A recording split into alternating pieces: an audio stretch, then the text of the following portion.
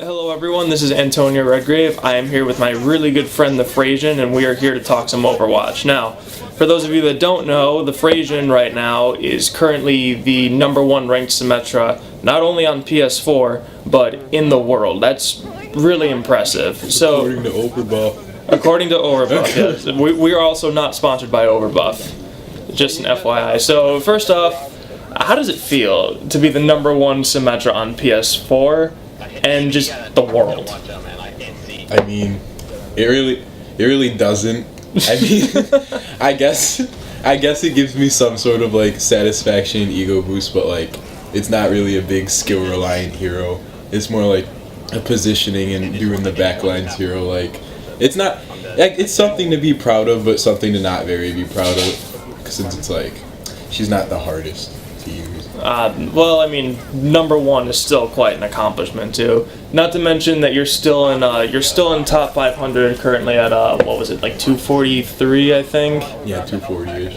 And not to mention your total. Let's see, your total playtime in Overwatch right now is 692 hours, 142 hours as Symetra alone. So it's pretty safe to say that he is the most experienced Symetra player out there. So there are some good YouTube Symmetras out there, like Luminum, Hoshizora, and Steve-O. I love Steve-O. But hopefully, for those watching, you, Frasian, will be able to give some advice and, give some sort of inspiration for those who feel like Symetra isn't really like a good hero, like you say, but can still use her to her full potential. So, the first thing is, what made you say, like, this is the character that I want to use the most? Like, out of the many, many heroes in Overwatch, what made you say, this is the character that I want to get good at? Like, when I play games like this that have, like, different characters and, like, different skill levels and different skill caps, I like to use characters that the community labels as bad, or, like, memes or throw picks, so I picked up Symetra. And honestly, that's how I started it. I watched a bunch of videos by Steve-O, and that's how I got into wanting to be a Symetra main. Okay, so describe for us a typical comp match. So, how do you start? What do you offer to the team as a Symetra player? When do you think is the best time or the most appropriate time to switch off? And most importantly, how do you win with this character? So, normally a comp match starts out with we're having an attack Symetra, but other than that, it's mainly setting up turrets at the choke or setting up turrets on an flanker nest. And I offer to the team utility. I protect my supports with the turrets. I'll make like little turret nests with them so the supports can duck in when they're getting dove by a Genji or Tracer. Okay, so for those like me who don't know what a turret nest was until you explained it, what is a turret nest? I basically put all 6 of her turrets in a small room or route that a flanker would take that has really low health, like Tracer or Genji. Putting them out at the choke is good, but most players expect them at the choke, so they'll be wary of them and just destroy them instantly because they have such low health. But if you put them in the back line somewhere, a Winston won't really be able to go without being seen, or a Tracer or Genji's trying to get the edge on the team, they'll get lit up by the turret nest in 1 second or 1.3 seconds flat. It will kill a Genji, full health, all 6 of them, and Tracer will die even faster than that. Which is perfect for, members like Mercy who have really low health to just duck into the room, and when the DPSs follow, they die instantly. Mm-hmm. It's really smart. So, who is your least favorite character to go against? And instead of switching off, how would you deal with them as a Symetra player? My least favorite character to go against are Tracers and somewhat Winstons. For Tracers, the real reason I really hate them is because Pulse Bomb can take out your shield generator just like that. You can have it fully protected, but they can zip in, throw the Pulse Bomb down, and rewind out and get out of the turret nest. Which basically makes her useless unless you can like really get the teleporter back fast again, but Tracer can also get Pulse Bomb fast, so it just makes it annoying. Winston can be annoying because he can like wipe your turrets, like mind sweep them, that achievement. Yeah. But the thing with that is if you just play back, don't play forward, put your turrets back, guard the supports, because if the Winston dies the supports, it's better if you die than the healer to die.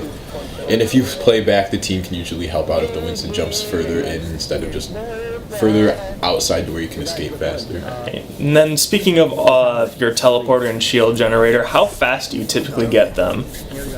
I get them typically around the first 30 seconds of the game, unless my turret's setup gets really like destroyed quickly.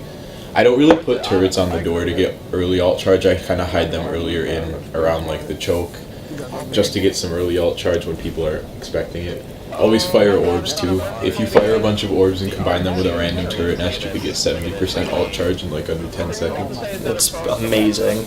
And I'm sure that you would prefer the shield gen or the teleporter. Like, just it's all like situational, different maps, different settings. Like, yeah, for most maps, for most 2CP maps on point B, almost always go shield gen.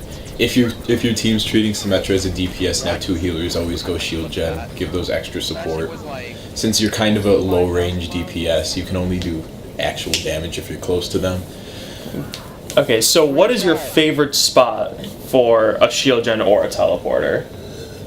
My favorite spot overall is a shield generator spot on Volskaya attack when you're attacking the second point. There is a point near the spawn of Volskaya when you're on attack that you can put the shield gen down and it will reach second point, and it will only there's only a small part of the point that isn't touched by the shield generator, but it will touch 90% of the point. And it makes backliners going for the shield gen. It gives them a pain in the ass because they have to walk all the way back to spawn, which puts them really out of position and away from the team fights. Yeah, I remember when you showed me that for the first time. I was mind blown. That was crazy. All right, and so what would you say the best places to set up your turrets are, and more importantly, how would you approach an enemy to kill them? So first off, for the turrets, it's good to set them around the choke when the match starts, but as soon as the enemies push the choke and start destroying them, it's no use setting them up there again unless you just want to keep them back. It's good to make, like I said earlier, it's good to make little coves for your supports to hide in and just random spots in the backline that a flanker would get disrupted by. It's also good to just put a single turret somewhere as a surveillance turret so you know if someone is flanking, like a tracer, because you see that notification, like the turrets go glow in white when someone activates them, so you'll know if a flanker is back there. And to approach an enemy, what I like to do is juke with the shield, so I'll like bait charging them. So I'll go in with my beam, and I'll try and bait to use abilities like a Roadhog using his hook. I'll try to bait the hook and time the shield. So throwing out the shield will block the hook and pretty much give you a pretty good advantage over the Roadhog. Also, whenever you try and whenever you're flanking behind a support that doesn't know you're back there, charge up an orb fully and then fire it at them and then latch on. So when you're a bit away from them, a little walking distance, charge up your shot, let it fly.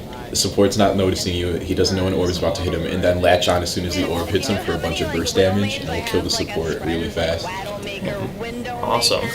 Alright, so would you say that she belongs on attack or defense? Typically, I'd say she's better on defense, but right now in this fucking dive meta, I honestly think she's better on attack. She can flow well with the dive if you treat her as a DPS, with a Lucio and a second support, or a second healer. Because the speed boost really helps and she can focus one target easily, because basically if you focus one target with that speed boost, and you just keep speed boosting, that one kill will snowball into 4 kills or 4 frags, depending on how well and how organized the dive is. It's just a lot hard. You can still play her on defense now. In my opinion, it's just harder because of the Winstons and Tracers and Genjis everywhere that can just get behind, attack the supports, dive you, pulse bomb your teleporters. It's just really annoying, but it's doable. I'm sure that it is very annoying. And the last question that we have is, if there were some things that you could change about Symetra, what would they be and why? I would change, first of all, I'd change one of the buffs she had because I think it's kind of a ridiculous buff. The range of her beam being 7 meters and dislodging when they're 10 meters is kind of ridiculous. It was fine where it was at 5 meters because she could still do close range damage. But now with this, I think it's kind of a not needed change. She can literally snipe people with that beam, and once that beam's on you and you're not a tracer, you're pretty much dead. And another change what I do is increase the ultimate shield by 50 to give it 450 health overall. Just because I think it's pretty stupid that a tracer can just pulse bomb a teleporter and that would be it. And pulse bomb gets up like so fast, and it could be sometimes it could be really hard to get telly, and pulse bomb just keeps charging so fast. It's kind of like aggravating, like when you have like a really good defense on like 2 CP, Temple of Anubis point B, you have your shield generator in the back, the tracer can just dip in every time, pulse bomb it, and that's 75 shields for your whole team gone just like that. Especially with Tracer's rate at which she gets her ult, it is kind of ridiculous. So I'd like to see like a 50 increase in shields, but like it's not necessary, but it's something I'd like to see. Kind of like how you can't kill a Bastion anymore with a pulse bomb sort of thing. No, I think you can do that now after his Ironclad nerf. Oh, okay, well that's good. You keep up with all of this a lot more than I do, so you would know. So before we head out, is there anything else that you would like to address or like to say to those aspiring Symetra players out there? Find yourself a Torb main to duo queue with. It's fucking hilarious. Shout out to Mike on PS4 if he's watching this. Oh my goodness. Okay, well thank you so much for joining me here, Phrasion. I really appreciate your time and telling us all about your Symetra wisdoms and knowledge. So, my friend is planning on starting his own YouTube channel for his Symetra gameplay, so anyone watching this now that is interested in checking him out, give him a like, or subscribe. I'll put his channel link down in the description below, and thank you so much for joining me, and I will see you guys next time. Come watch the no aim, no brain Symetra main.